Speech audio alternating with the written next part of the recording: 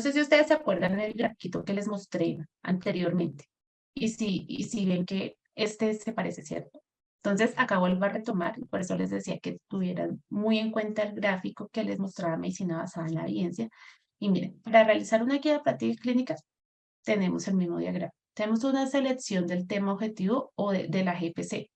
Allá en el diagrama anterior, en las primeras diapositivas, yo les decía, tenemos una incertidumbre. Entonces, acá nuestra incertidumbre es un tema. Necesitamos actualizar, necesitamos hacer pautas clínicas para el manejo de esta condición. Ya con eso, pues acá están nuestras amadas preguntas de investigación a las cuales yo les estaba dando tanto énfasis porque es nuestro punto de partida. Ya con esas preguntas yo digo, listo, yo necesito hacer recomendaciones para estas preguntas. Busco mi evidencia, evalúo, hago mi análisis crítico y finalmente pues genero las recomendaciones de práctica clínica, que cuál es el impacto, pues que con esto van a atender a los pacientes. Con esto los clínicos van a poder dirigir sus actuares y su práctica clínica basada en los mejores estándares disponibles. Una guía busca generar recomendaciones del deber ser, de lo que es mejor para el manejo de una condición. Para el desarrollo, acá pues ya tenemos varios enfoques.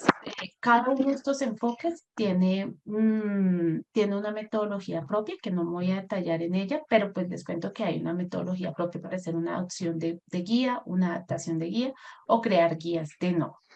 En Colombia, pues para las de índole nacional, generalmente hacemos la creación de recomendaciones de no.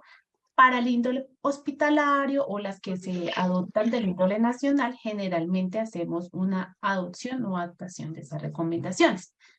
No sé, Jessica, no sé si tengas alguna pregunta.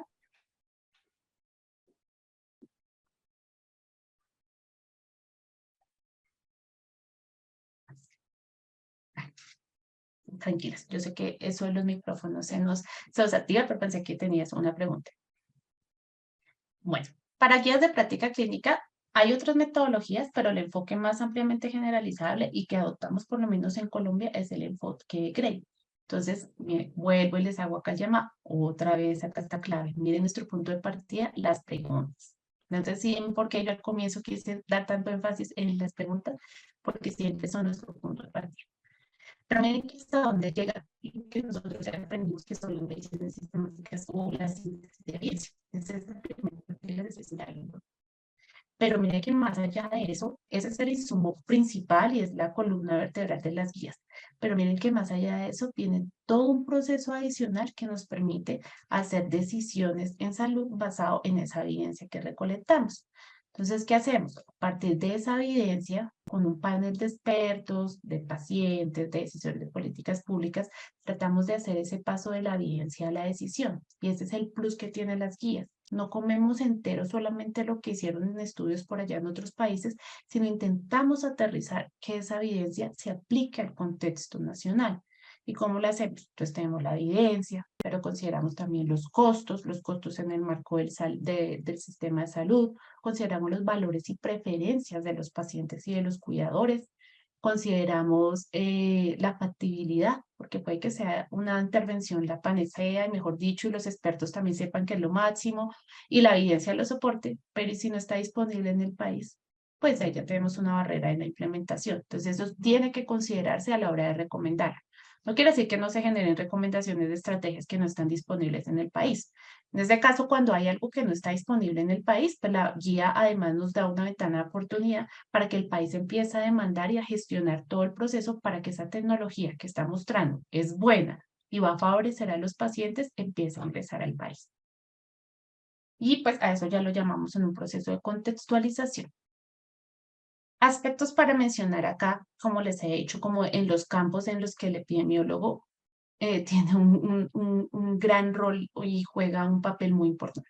Pues además de ser el metodólogo y el que sabe hacer guías de práctica clínica o de poder dirigir un proceso de realización de guías de práctica clínica, también se están avanzando en procesos como lo de la contextualización de la evidencia. De eso hay un desarrollo adicional que Gray también ha generado varios papers. Entonces, esto también va más allá, va un paso más adelante y hacia allá nos dirigimos, hacia allá se ha empezado a hacer. Entonces, la contextualización de la evidencia también es un camino largo, complejo, pero que se está perfilando importante a la hora de desarrollar guías de práctica clínicas o hacer revisiones sistemáticas de la literatura o hacer evaluaciones de tecnología. Yo les voy a dar un ejemplo de una experiencia que nos pasó ahorita en cuando les digo por qué hay que contextualizar las recomendaciones y no quedarnos solamente en la evidencia y por qué es tan interesante, digamos, las guías de práctica clínica. Nosotros estábamos evaluando una guía de cáncer para cáncer infantil, específicamente leucemia linfoide aguda. En una de esas intervenciones se perfiló, se preguntó acerca del uso de una molécula que es la asparaginasa. La asparaginasa tiene unas presentaciones, pero la primera asparaginasa que existe es la nativa, que es derivada de la E. coli, pero producía como unos procesos de hipersensibilidad. Entonces ya pues la tecnología avanzó y generó una asparaginasa que ahora es pegilada y evita esos desenlaces de hipersensibilidad. ¿Qué pasó cuando nosotros revisamos la evidencia? Pues a diferencia de pronto de lo que los expertos esperaban que fueran así unas diferencias abismales entre la nativa y la pegilada, pues en eficacia eran totalmente iguales y en aspectos de seguridad, específicamente en esos de hipersensibilidad que les comento, pues las diferencias no eran tan grandes, eran más bien modestas. Sí a favor de la pegilada, pero pues eso, ¿qué nos llevaba a concluir? Pues que se podían usar una o la otra. Sin embargo, cuando nosotros empezamos a contextualizar un poco eso, pues en términos de costo, la pegilada es un poco más costosa, pero en términos de valores y preferencias, surgió algo muy particular e importante que no nos lo dice la evidencia o que no se tiene tan en cuenta la evidencia, y es el hecho de que una administración de una nativa y una pegilada es totalmente diferente. Casi que una es una inyección casi que diaria y la otra tiene unos intervalos más prolongados. Entonces, acá cuando empezamos a discutir esto con el panel de expertos, pues cobró mucha importancia porque es un niño que además le hacen administraciones intratecales, que probablemente les hagan radioterapia, que además les inyecten medicamentos de otro tipo, que les tomen muestras. Evitar unos cuantos pinchazos con la administración de la esparaginasa empieza a valorarse grandemente.